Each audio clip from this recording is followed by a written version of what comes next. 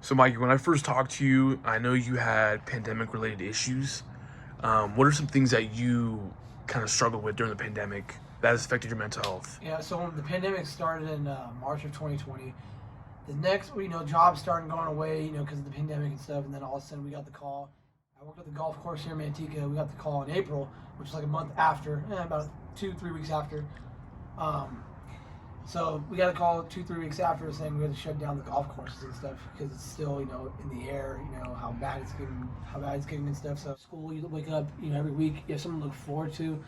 Dude, I was waking up and I was like, man, what am I supposed to do today?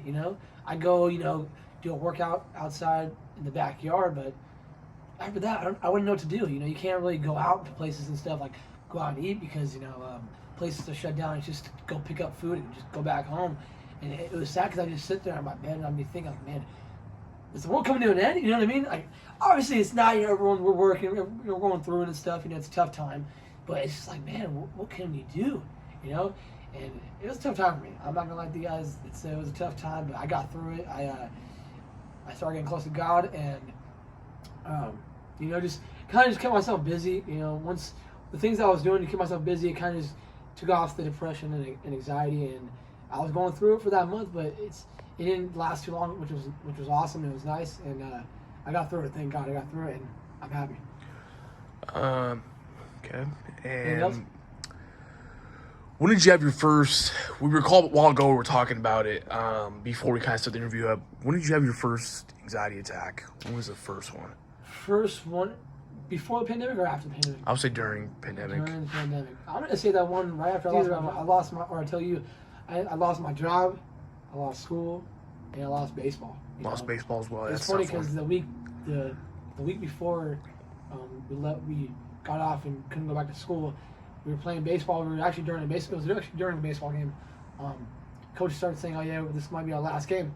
And I had no idea what they're talking. Like, what do you mean our last game? You know what I mean? So, oh yeah, the COVID, this and that. And I never heard what COVID was until they told us that night. I was like, man, okay, all right, this is probably gonna be nothing. It's gonna be a few weeks out. A few weeks later, we didn't come back. We had to return our jerseys and stuff. And I was so bummed out because that was my junior year in baseball. And I was like, man, what if I don't play next year for my senior year? Because the junior year is the most important year. You go ahead and coach start recruiting you and stuff. That's the most important year. And unfortunately, it happened on my junior year. Senior year came around.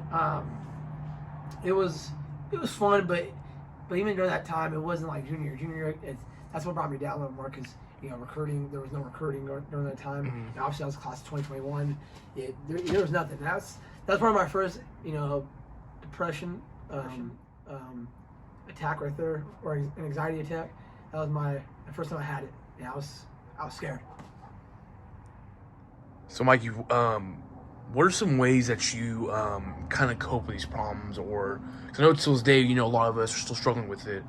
What did you kind of do to cope with these problems that you've had? Yeah, so the ways I did it to kind of get away from the depression and anxieties attacks I was having, a few months after COVID happened, so you go from March, towards the end of the summertime, which was like August, the gym started opening up, but it wasn't the inside, it was the outside, which was nice because they want to keep it safer for people and keep COVID out from the gyms and stuff. So kind of started working out and stuff, and it kind of kept me going, keeping me happy again, kind of getting towards the real me, which was nice. But it was the outside, which was nice because they want to keep it safer for people and keep COVID out from the gyms and stuff. So kind of started working out and stuff, and it kind of kept me going, keeping me happy again, kind of getting towards the real me, which was nice. But what really got me through it all was getting my first Corvette at the age of 17 in August of 2020. That was a big accomplishment for me, especially I'm still 17 with the Corvette, going to school, it was good. It was good. No, the gym, definitely the gym.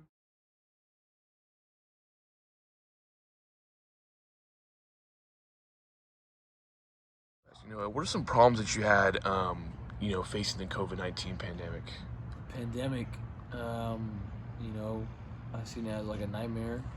I was in high school, my junior year, starting baseball season, just transferred over to a different school and was doing really good. I was batting leadoff, but what caused it was we couldn't get back on the field for a whole year.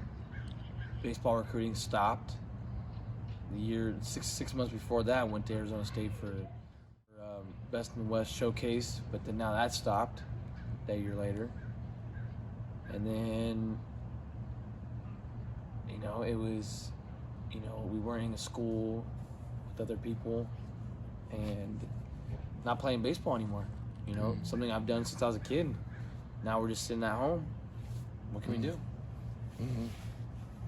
I know you recall a while before that you had your first anxiety attack. How did you feel during that first moment? Oh man, it's like you don't feel anything. It's like, you don't even know what's going on. So you end up feeling numb. So, I don't know, it's some crazy feeling that you don't even know what's going on. You don't even know it's anxiety until it's all done. And you realize that you're shaking and you're tripping.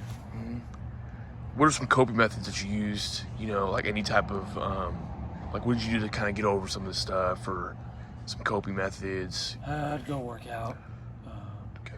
I'd definitely go work out. I would keep myself busy throughout the day, because you stay in the room or you stay in a quiet place, or you're at the house all day, that's when your head goes 1,000 miles an hour. So yeah, I'd go work out. I'd go out for a drive in my car, and I'd hang out with my friends and my brothers. There you go.